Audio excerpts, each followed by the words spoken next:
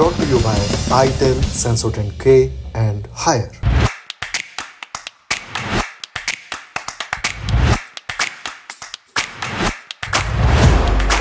पहली सुर्खी चुनावी राज्यों से पहले महाराष्ट्र की बात करते हैं, जहां आज प्रधानमंत्री नरेंद्र मोदी संभाजी नगर और पनवेल में रैलियों को संबोधित करने पहुंचे हुए थे और महाविकास आघाड़ी पर उन्होंने जम करके हमला किया। साथियों, आघाड़ी वालों ने महाराष्ट्र की परेशानियों को बढ़ाने के अलावा कोई काम नहीं किया है। मराठवाड़ा में लंबे समय से पानी का संकट रहा है, लेकिन कांग्रेस और आघाड़ी वाले हमेशा हाथ पर हाथ धरे बैठे रहे।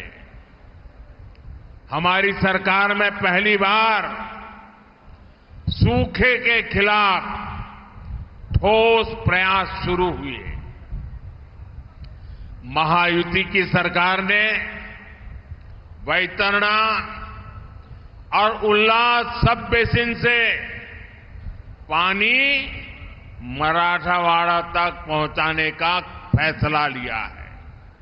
वहीं लोकसभा में नेता प्रतिपक्ष राहुल गांधी ने भी नंदरबार और नांदेड़ में रैलियों को संबोधित किया। राष्ट्रीय स्वयंसेवक संघ और भाजपा पर जमकर उन्होंने हमले किए। कि हिंदुस्तान का इतिहास, हिंदुस्तान की हिस्ट्री, हिंदुस्तान की जनता की आत्मा इस किताब में है और कांग्रेस पार्टी इस किताब की रक्षा कर रही है। हम सब मिलकर, हमारे कार्यकर्ता इस किताब की रक्षा करते हैं और बीजेपी के लोग, आरएसएस के लोग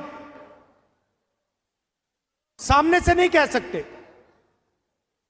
मगर छुपकर बंद कमरों में अंबेडकर जी के संविधान को खत्म करने की कोशिश करते हैं। SLS और पैराबेन गॉन, तो उसका करंट ऑन। What then? इसके पोटेशियम आयंस करें टूट का करंट गॉन, लाइव का करंट ऑन। अब बात झारखंड की करते हैं। उत्तर प्रदेश के मुख्यमंत्री योगी आदित्यनाथ आज बोकारो में रैलियों को संबोधित करने पहुंचे और अपने भाषण में लाल सलाम वालों का उन्होंने जिक्र किया। धनबाद कोयले की राजधानी भी कही जाती है, लेकिन वे यहां का कोयला, लेकिन यहां का जो कोयला है, यहां कोयला का जो मजदूर है, वह वामपंथियों का ब्लैकमेलिंग का शिकार हो रहा है। बहनों और भाइयों, ये कम्युनिस्ट जितने भी हैं, ये आपको संघर्ष का नारा लगवाएंगे, हड़ताल करवाते हैं, फिर ब्लैकमेल करके माल कमाते हैं। मजदूर वहीं का वहीं रह जाता है और लाल सलाम वाले माला माल बन जाते हैं। वहीं झारखंड मुक्ति मोर्चा के नेता और सूबे के सीएम हेमंत सोरेन ने देवघर में लोकतंत्र के चोरों का जिक्र किया। इस चुनाव में ढेर सारा यहां चिड़ीमार लोग पूरा देश से आकर के घूम रहा है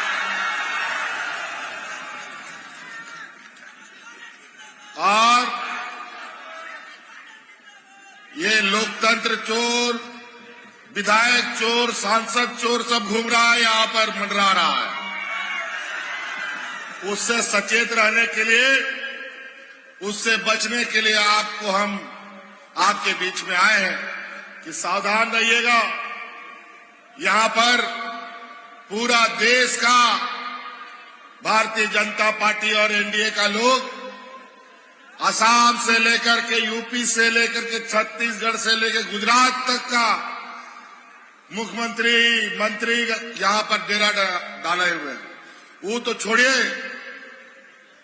उसका प्रधानमंत्री और गृह मंत्री भी यहां पर डेरा डाले हुए और एकमात्र इस आदिवासी नौजवान को ये लोग 5 साल से पकड़ते पकड़ते थका हुआ है और आज तक ये हमारा बाल भी बाका नहीं कर पाए।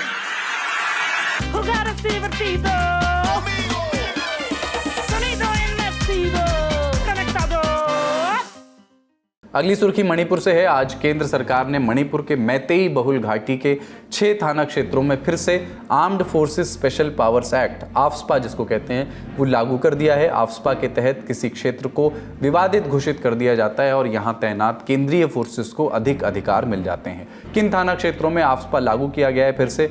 यह है इम्फाल पश्चिम जिले का सेकमाई और लमसांग, इम्फाल पूर्व जिले का लामलाई, जिरीबाम जिले का जिरीबाम, कांगपोकपी का लाइमाखोंग, विष्णुपुर का मोइरांग। ध्यान रहे कि मणिपुर के 19 थाना क्षेत्रों को छोड़कर पूरे प्रदेश में आफ्स्पा लागू है। ये 19 क्षेत्र मणिपुर की घाटी वाले इलाके में मौजूद हैं, लेकिन केंद्र सरकार को ऐसा करने की नौबत क्यों आई? आप जानते हैं कि मई 2023 से मणिपुर में मैतेई समुदाय के लोगों और कुकी आदिवासियों के बीच हिंसा चल रही है। इस हिंसा में अब तक 220 से ज़्यादा लोगों की मौत हो चुकी है। इस हफ्ते 9-10 नवंबर की दरमियानी रात जिरीबाम इलाके में एक 31 वर्षीय मार जनजाति की महिला की मौत हो गई। फिर 11 नवंबर को जिरीबाम में सीआरपीएफ कैंप पर कथित रूप से हथियारबंद मार ग्राम स्वयंसेवियों ने हमला किया। सीआरपीएफ ने जवाब दिया। 11 हमलावरों की मौत हुई और 2 सीआरपीएफ के जवान इसमें घायल हुए। फिर 12 नवंबर को जिरीबाम में ही 2 मैतेई समुदाय के लोगों की लाश के घर से बरामद हुई। साथ ही पास मौजूद एक रिलीफ कैंप से 6 मैतेई महिलाओं को और बच्चों को अगवा कर लिया गया। मैतेई समुदाय ने इल्जाम लगाए कि कुकी और मार समुदाय के लोगों ने महिलाओं और बच्चों को अगवा किया है। फिर घर वालों ने उन्हें छोड़ने की गुहार भी की।